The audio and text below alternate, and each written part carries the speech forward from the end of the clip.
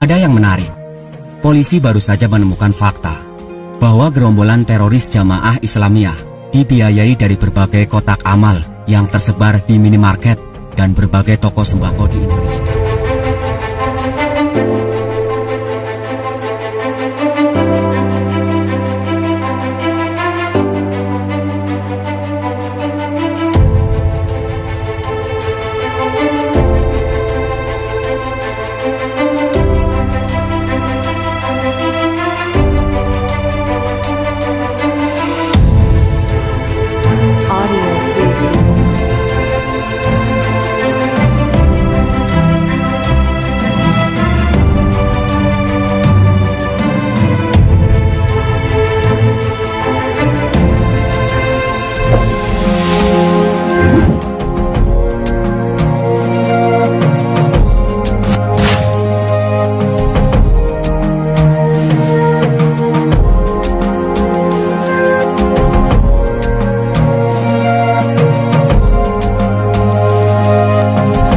Ada yang menarik.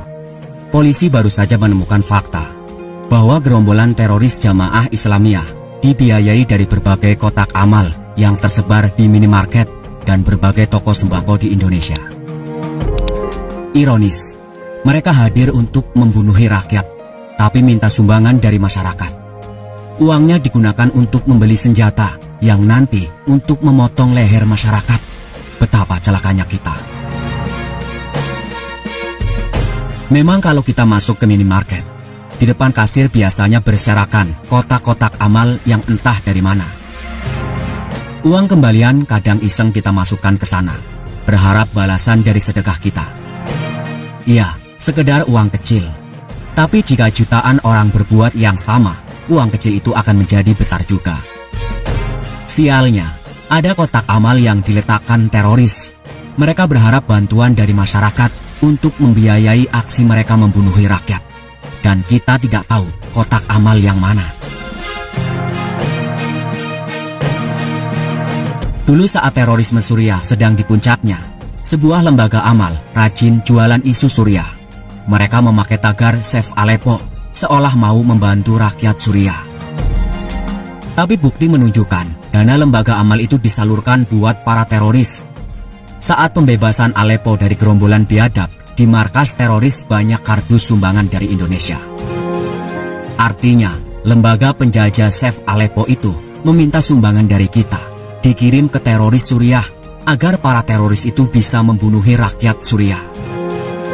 Akibat sumbangan kita, mungkin jutaan anak di sana kehilangan gedung sekolah, rumah sakit hancur, perempuan diperkosa, ratusan kepala terpenggal.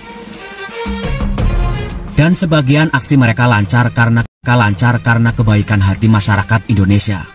Kita ditipu oleh lembaga amal untuk membantu kebiadaban.